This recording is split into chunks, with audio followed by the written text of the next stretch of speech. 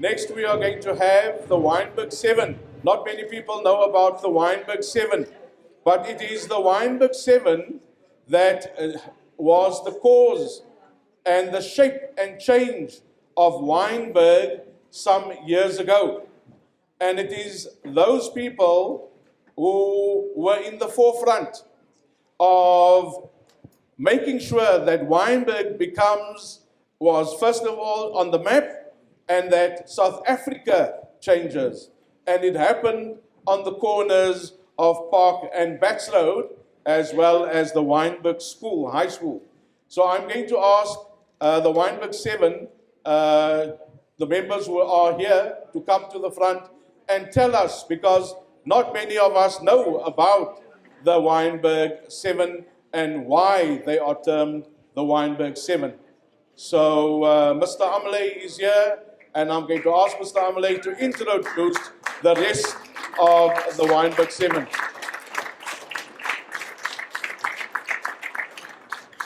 Assalamu alaikum. Good afternoon. For those who don't know me, I'm Ikshan Ameley, the youngest member of the Wynberg 7. With me is Julian Stubbs, Wayne Jordan. Wayne got served a sentence of 3 years. The others all got served 1 year. There was 2 ladies that was part of the Wynberg 7 as well, and unfortunately they couldn't attend. Yeah, I'd like to just acknowledge at the back, I have a warden that looked after us. At that time, he was Mandela's warden, Christo Brandt. He came to come and visit us. Christo, can you come and join us, please? And we have Yasmina Pandy, who's an activist. She's one of the Ashley Forbes trialists. She was also in prison.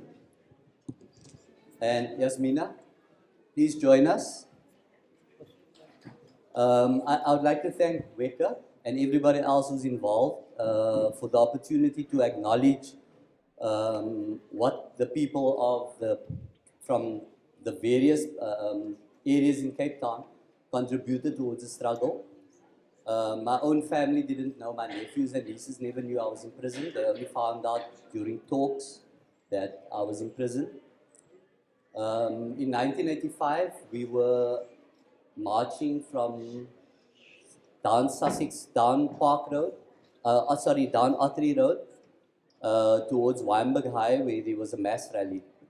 Myself and obviously the rest of the 7 and many others joined us, and we ended up going to Wynberg High. When we got to Wynberg High, it was Graham Block. Hello, yeah, thank you. Actually, the day before, which was the Monday, Graham Block had been, I'm going to stay sitting because I see there's a few cameras. Graham Block had been taken by the security police off Wynberg High's platform, where he was about to address us at a rally. And the next day, which was Tuesday, the 15th of October, at pretty much the same time as the Trojan horse incident was happening. At that time, we were doing exactly what Amla has said. We had been congregating at first Wynberg High, and then moved from there to Wittebome High. Certainly that was my path. And on the way from Wittebome we stopped at the Pandy's house. Because we were at South Peninsula High School, they were at South Peninsula High School. That's Ihsan and myself. And Wayne was at Wynberg. And it didn't matter what school you were at, actually. You attended these mass rallies en masse for that very purpose, to show as a show of strength against the apartheid government.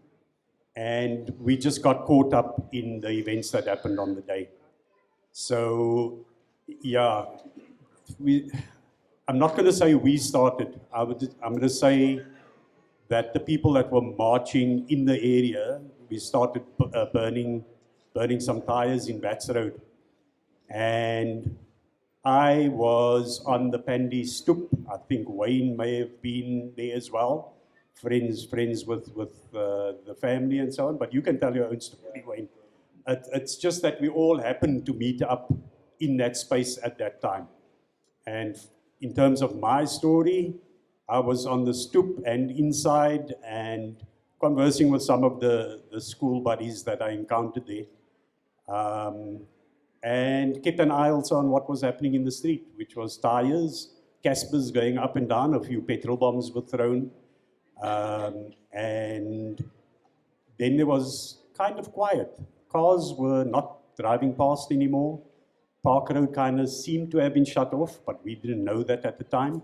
The lower side of Bats Road, this side, seemed to have been shut down as well, no cars coming through. But I guess that was the security police plan. They prevented anybody else coming down the roads, and eventually a couple of Caspers came up Park Road, a couple of vans up Bats Road from this side and from Park Road side. And everybody scattered, of course, when that happened. Go ahead. First of all, we scattered after we threw some petrol bombs at the police, all right? I remember it was very dark because of the smoke of the barricades.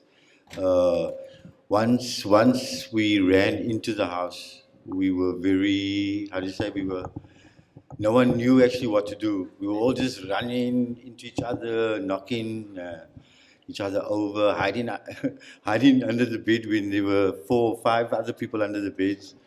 We were very, very scared, okay? And the thing that stands out was the way we were all beaten while we were in the room, because then we were like trapped animals within an enclosed space. We were, how many about?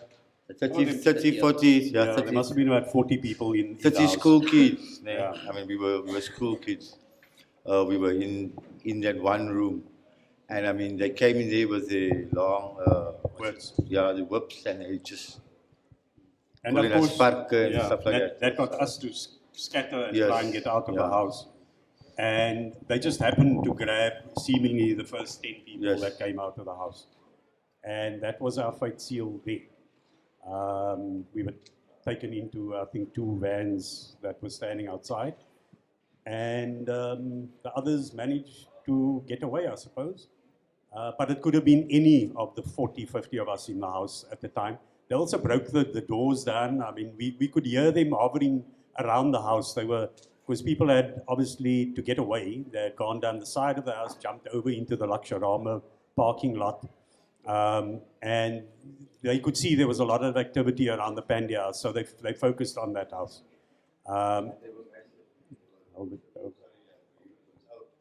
The cops were huge, all right. Okay, they were like, as if they just left, rugby players or farm workers, the Buddhists.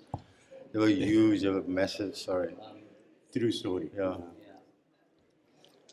And just another thing also, even though all of us were caught up in it, what we were doing seemed right, okay, because at the time the Golden Acre had just opened up shortly before then, and we weren't allowed to go in there because of our color, So it was just wrong. The whole idea of what was happening was wrong, okay, and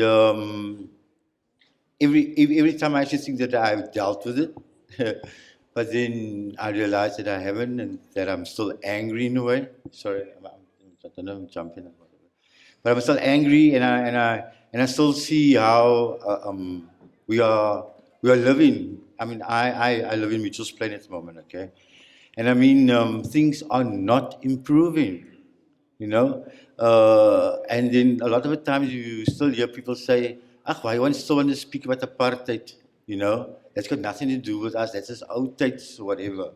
But yet we are still suffering from that effect, I mean, I suffer, at least I have self-diagnosed myself, so really sorry, okay?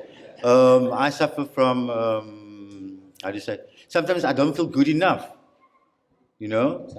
Yes, because it was, I couldn't go to this beach or that beach because of my color. I couldn't have white friends. I mean, this was, and yet my mom worked for a white family, and we interacted with the kids. Ne? And then also, I was 6 years old when I was chucked out of Simonstown. You know, at the time I was excited because our household goods were moved by army truck. And to me, I was like, wow, I'm in an army truck, you know. And yet my dad, who was in the Navy at the time, was standing at the back of the truck, looking out to Simonstown as we were leaving. And I could actually see tears, and I'm thinking like, why the heck is he crying? And then I looked at my mom was sitting in front next to the driver, and she was bawling. I mean, she was like the third generation Simonite, you know, and I mean, we were just uprooted. And if I look at it, like looking back at that now, I actually realized that is when everything went south, you know? That is when we didn't do things as with, how do you say now, with enough oomph, like we used to before, because we would be stopped, you know, or stuff like that. It became a self, how do you say self? It's like you doubted yourself. You also thought you were what they made you want to think you are. I don't know if that makes sense. So right. I think it does, Wayne. And Yes. I think 1985. Well, I suppose if you look at our struggle history, it seems to there's an uprising every 5 years. So 76. I know in 81, I was in standard 6, or in 1980, 81, and I think it's the wave of children going through high school, and when they get to matric, standard 9 and matric, they feel this sense of injustice, and as we did in 85, which was the next wave. And in the 90s, there was also, fortunately, the announcement that was imminent that, you know, the release of the political prisoners, etc. So that wave maybe didn't carry itself out, but certainly off the back of what would have come there, things started changing. So I think it's everything you've said is quite valid. 85 though is when Wynberg 7 happened. We're not all from Wynberg. In fact, I think it's only Ihsan and Shoki that were from Wynberg. The rest of us were from other areas. But we became the Wynberg 7 because this is where it happened. And what I can say about Wynberg as a community, I mean, this is Weka, as a community pulled together, as we were being put into the vans. The guys who came out of the mosque were saying, give us your numbers. Yes. No cell phones at the time. Give us your numbers. We need to call your parents. We need to get hold of people for you. And we were able to give them the numbers. And of course, our parents got called, or whichever numbers we were able to give to them. And that was Wynberg pulling together. We spent a couple of nights at Wynberg police cells with the expectation, as had happened before, that other school kids that were arrested at the time, you'd be held over, maybe brutalized, and I see faces here of people that had been tortured during that period. Thankfully for us, we didn't have to go through that. But typically, they would be released after 2-3 days. So it's a skrik marker. Don't try that nonsense again type of thing. And however, in this instance, they didn't let go. We were able to be released 2 days later. We appeared in court and were charged with public violence. But they didn't let go. And if you speak to Enver Daniels, who became our advisor in terms of the legal proceedings, he will say a lesson was being taught here now to the kids who were arrested and to the other kids that had not been arrested. Don't try this. We are not playing around anymore. We will put you in jail. Sorry, Julian. I also think it was because we, all of us were from, how do you say, middle class schools, like South Peninsula, Wynberg, and Sinton and Livingston, yes. You see, so I mean, yeah, parents were doctors and teachers and stuff like that. So it was, how do you say, a conscious effort to make an example of us, to show that it can happen to anybody, you see. and to Kind of- you have to kind of curb people from Getting from involved. acting out and getting involved. Yes. Yeah. So that, I mean, that was the arrest basically. Yes. And we spent probably the next year and a half in courts, and there were 10 of us arrested.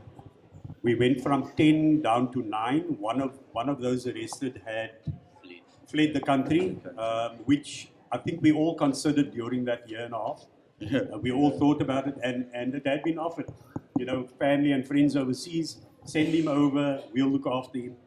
And I think the 9 of us decided, you know, we're gonna see it through. Then another one was, she was only 14, but she went through the trial process and was, the sentence to her was a postponed sentence, which I'd never heard of before. Not suspended, but postponed. She was only 14, so that meant that when she was 19, postponed for 5 years. If she had, it basically acted like a suspended sentence. Had she gotten involved again, she could have been sentenced into an actual prison time. But obviously that didn't happen. 5 years later, we were imminently getting freedom, or taking freedom, should I say. Yeah. So that brought us down to 8, and then we went to the Supreme Court and appealed there, and Ansaf Mohammed was acquitted in that process. So we came down to 7, and we weren't allowed to appeal beyond the Supreme Court in town. So we had an appellate division signatures. You know, we tried to petition the appellate division in Bloemfontein, and we had to gather 20,000 signatures, which we did, I think, within a couple of weeks, and sent it through. And then one Saturday morning, or it might have been school holidays, but my mom was at home. I think it was a Saturday morning. Encountered her in the kitchen. She was washing up, and as I usually do, went up behind her, you know, tickling her type of thing, and she didn't flinch. I could see tears in her eyes, and she said, "Look at the paper on the table," and it was the Saturday morning paper, or maybe the Cape Times, as I say. And it's the little article says right to leave to appeal denied to Wynberg 7. So that's how she became aware, and my dad became aware of that, and that's how I became aware. Obviously, following that, we got hold of lawyers, etc. Enver, as I say, Enver Daniels was guiding the process, and that was the end of the road. Basically, no further appeals, and we realized we would have to see our sentences through. That got us into prison on the 8th of June, 1987. We had to present ourselves at Paulsmoor. Just coming back to Wynberg, sorry. Our send-off, again, was from Wynberg. I think Shoaib Taufi's house. Shoki, sorry. Shoki Inos's house. And we left from there, and there was a long convoy of cars and school buses taking us through and escorting us through. So that show of support from Wynberg and the greater community was certainly, we went with well wishes, and I think one of the articles at the back that have been printed out says exactly that. The Cape Times that morning says Wynberg 7 go with well wishes of community, something to that effect, which ironically, Nelson Mandela was literally, if we could throw a stone from the cell we were in, he was probably 30 meters away from us, but we would never see him. We did eventually. Totally separate cell, obviously, and isolated from us. But he sent that very paper, that Cape Times, he sent it with Dirk, I think. He sent it across to us to show us what had been written on that Monday morning. And anyway, so we're in prison, but I'm going to hand over to one of them. Okay. And then with that, there was like a note where he said that he knows that it's hard. He can only imagine what we must be going through, like, you know, as school kids. And that we mustn't give up. We must just be tough, all right? Because it is going to be okay. Yeah, that brings me to Crystal. Crystal was the warden that actually received us at Paulsmoor I think one of the most significant things of the day of our going to Paul's Walk, there was thousands of students that followed us, helicopters in the air, Caspers that followed them. When we got to Paul's Walk, our parents had to hand us over. We entered the gates, which was obviously it was something totally different for all of us. Christo introduced himself as the warden that's receiving us. We were taken to a big cell. And I remember I started a conversation with Christo where, not knowing what he would be doing for us at that time. And he played a very important role because all other prisoners that came to Paulsmoor that were sentenced, the other activists, we asked him to fetch them and bring them to the A section where we were. One of the other things he also did, Ashley Forbes and Ibrahim Rasool was laying on drips in the hospital section. And I used to, in the evening, get newspapers from Crystal, which was Mandela's newspapers, for 2-3 hours. I had to read it and give it back to him because if they found us with any newspapers, it's banned literature. You get solitary confinement. Then I gave Crystal a note to tell him that he must please pass it on to my mom, to pass it on to the family of Ashley, Auntie Begum and them, and Ashley's mom, just to let them know, and Ibrahim Rasool's mom, that they were laying in the hospital section because they were under Section 29. They were incarcerated under Section 29. They were obviously interrogated, and they didn't look like the normal people that we knew. And Christo also was part of our where we could study because it took about, I think, 6 months before we could start studying. They refused to give us any literature. We had no access to no literature, nothing. They didn't want us to know what's happening outside. And Yeah, our teachers could come on Fridays and teach us through the glass, like at the visiting booth for about an hour or something. Yeah, half an hour, and I mean that is how we kind of went through our schoolwork. So yeah. And then I think the other thing is during that time, you learn to appreciate Yes. your circumstances. I spent a few months in a single cell, which was terrifying, but I think it made me the person I am. I have no regrets for my actions that I did. Yes. I actually, before I got arrested, I threw a petrol bomb under a blue car, a police car here on the corner of Bats Road and Park Road. That's when I ran into the Pandy's house. But in the weeks before that, I made petrol bombs in my father's garage and HTH bombs. At the age of 13, 12, if you ask a child now what he does at that age, he's playing games, he doesn't know anything. I think we realized what was happening. I was very curious because my parents were forcibly removed from Simonstown and my mother from District 6. And I got to know that, you know what, the society we in was totally wrong. And I believed that what I was doing was right. And up till today, I have no regrets. The only thing is that none of us got briefed when we came out. And I think that was had an impact on all of our lives. Shoki, unfortunately, people might see him in Wynberg and think he's a beggar or whatever. He's actually an activist who was locked up. Then we have Nasir in King Williamstown. And Dee is in Joburg, Venetia's here, Wayne's in Mitchell's Plain.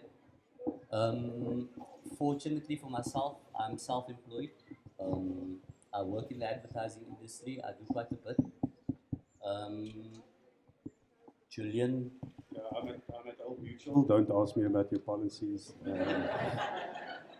I think having been in Paulsmoor for that years, I mean, it would affect anyone, right? We did, the common question that gets asked, Were you with other prisoners? Yes, we were. We were with murderers, rapists, housebreaking, all of those. However, I must qualify that it was on a section where they separated out younger criminals, and we had Christo, and so it wasn't the harsh conditions of some of the other cells we had seen that we had been taken to and threatened with being put into if we didn't toe the line, not by Christo, but by the regular wardens that looked after our section. Some of those other sections, I mean, literally, you'd sit whole day on your little bundle of blankets, and the huisbaas, the guy that runs that cell, will tell you when you can move, when you can't, when you can eat, etc. So it's not just for criminals. It's not. I mean, there's no doubt there is absolutely no therapy coming out of, no rehabilitation in prisons. It's purely a penal system that penalizes people and punishes people.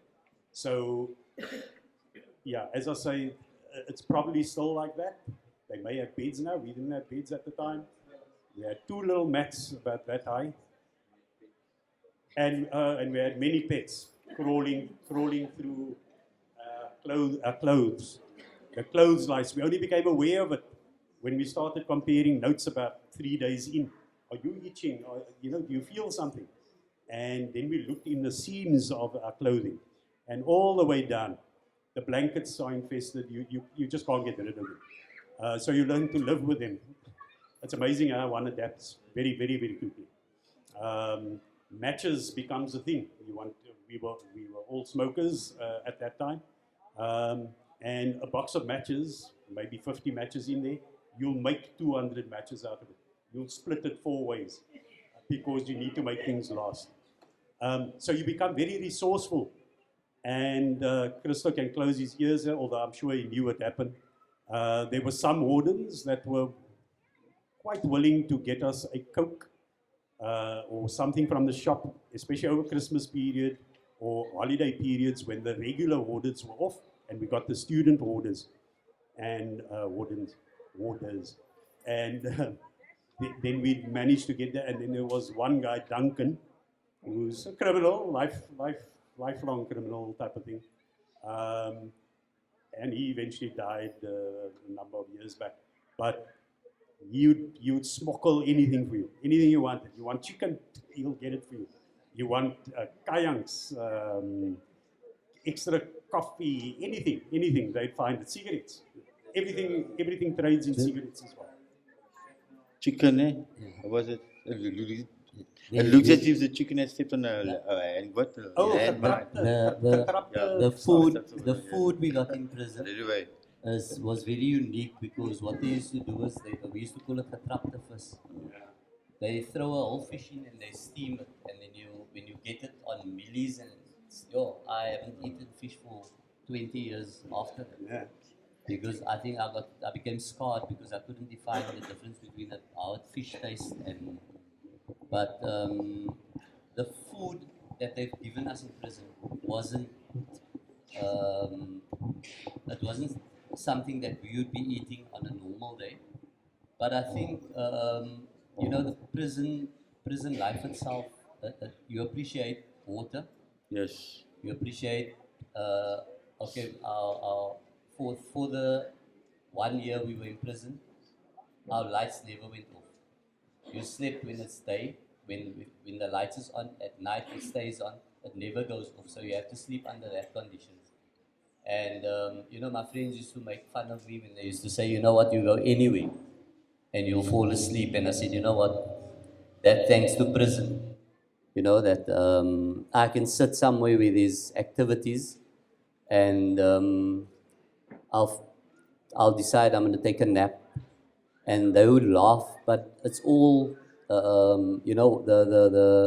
what happened to us. And I think us getting up at 4 o'clock in the morning, I still get up 4 o'clock in the morning now for the past 30 odd years. I still get up 4 o'clock. It's like my clock just I don't know, it just stops there and you know, it continues.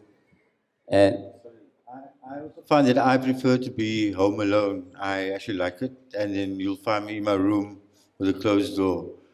Very similar to my cell, you see. But it's my choice. I mean, it's just that I'm more comfortable and whatever. You know, like we have, even though we might not want to think so, we have been affected by it. And our habits have been impacted upon. You know.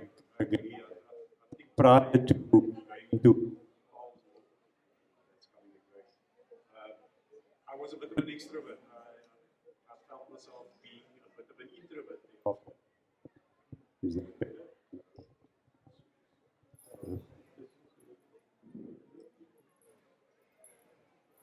Okay, that one is better.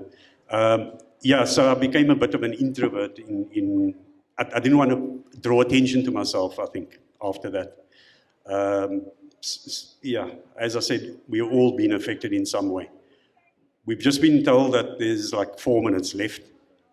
If there are any questions, we're happy to answer any of it, because there's such a lot that we could cover. And I mean, this is just a sliver of time. So if there's anything specific, you wanted Christo maybe to tell you a story? I just wanna give Christo the mic to say a few words. There is a question at the back. Thank you. Fortunately not. We psychologically, as Wayne says, yes, because you are threatened with in fact, when we were arrested, they had a bag of petrol bombs and they threatened, you're gonna drink this. And you didn't know what was gonna happen. I mean, fear of the unknown is that psychological torture, I think. But fortunately, physical, no, nothing. And while speaking to us, the saliva would like you know, it was like in your face, you know. They're barking at you, basically. It should be wet afterwards because of this. Thank you for can talk to you people. I remember that day when they arrived. It was a hectic day. Lot of people, lot of Caspers, police was there, intelligence people was there to monitor the people in the crowds too. But then I was seen to receive these few guys. I take them to the reception, take them up as prisoners. You could have seen they're very anxious. They don't know what to expect, what could happen with them. I take them to the cells. And after that, I was struggling to get them to get the education rolling, to get it through the schools. And there were some times when I feel sorry for them, where I even take some of them out to meet Mandela secretly in prison, that I will never forget. You know, Mandela was outside in a courtyard. I'll might have, if there was a mistake, I walked into the wrong courtyard, and Ilshan was walking in with me one day, just to see Mandela quickly greet him, take him back. So I give them some opportunities. They're fighting to see their leaders. I try to make a plan that they could have seen their leaders. Even sometimes they will look through the small hole of the keyhole into the courtyard. I will tell them Mandela will be that time in the courtyard. Then they look through the keyhole. Then we'll wait till he's close to the keyhole and try to speak to him. So there were some conversations between some of them. I don't know who talked to Mandela during that time in prison. But with Ilshan, I was quite involved, meeting his family. His family invited me a few times to the house. His father was even in 1986. His father made my mother some burglar bars, so we met the family. So we was in touch with Ilshan till today. I attended his wedding the other day, and I was, yes, we're still in touch. Thank you.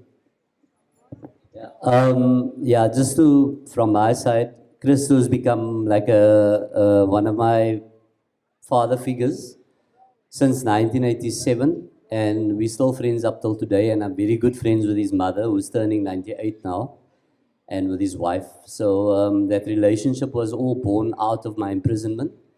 From my side, if that call must be made again, I will do it again. I have no regrets. However, it doesn't mean that I acknowledge what's happening currently in our country. I don't acknowledge what's happening. The African National Congress is an organization that's going down, so it's not an organization, it's more the people within the organization. And I think the youth of today should acknowledge people like us, there are many others like the Wynberg 7, for the struggle that we fought, our contributions. And I think that's important because it gives them an opportunity to stand up for what's right. Because they are future leaders, and I think it starts from the bottom. And especially at the school like this, at the primary school level, they must be taught what the people of the youth of back in the day, what they went through, just as an acknowledgement, so that the future generations can never forget what happened, and that must never happen again.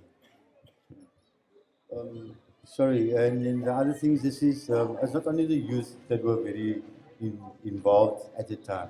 I mean, we had grandmothers who used to hide us under their frocks or their aprons, you know, when the police were looking for you, stuff like that. And yeah, and they would protect us. So, and I mean, even the doctor in Wynberg that removed the bullet from my arm, because if you had an operation like that, you had to tell the police that you got a gunshot wound or patient with a gunshot wound, and then that person would be arrested. But being taken into hospital, all hush hush, and released, you know, I mean, after a 6-hour operation, that was amazing. So I personally have a massive thank you to say to the people of Wynberg. All right, so thank you very much, because you were like the family that, yeah, they say this family are, you know. So thank you very much. Okay, and please thank your mom and dad. If you might not know what I'm speaking about, please thank them. Eh? Yeah.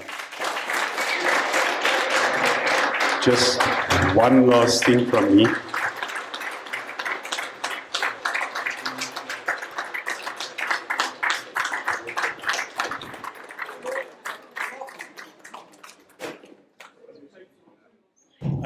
I just wanted to just echo again the Wynberg community. I mean, you can see this doesn't happen in other communities. This is hard to arrange in other communities. Wynberg is special that way, I feel. Other communities, you live your life and you don't look left or right. But Wynberg is special that way. Wynberg Crisis and Relief Center was born in 1985, obviously in the Wynberg community. Mr. Murat was the chairperson, Mrs. Yearville, that's like part of the furniture in Wynberg. And Wynberg pulled together to support us and others. And like, long may it live. Good luck to Wynberg.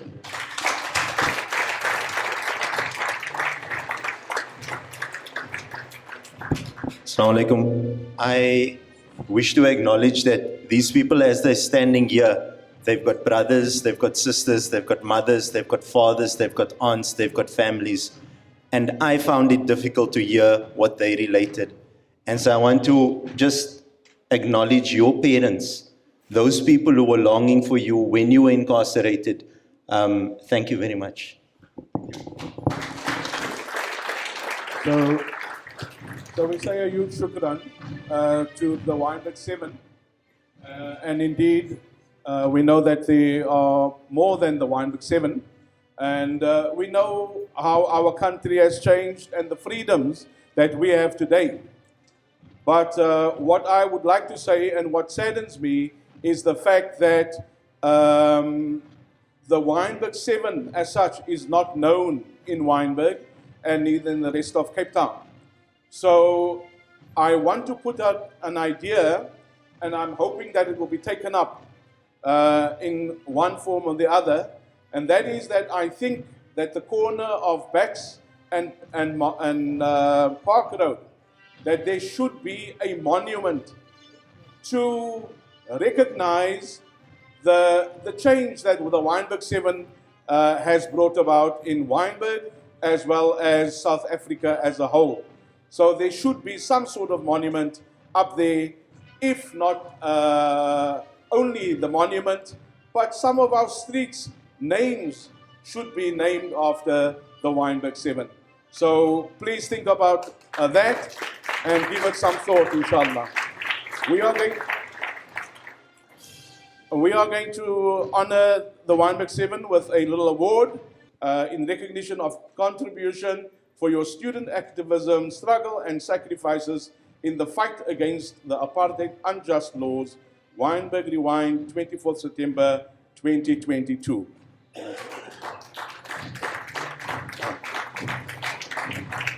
Okay.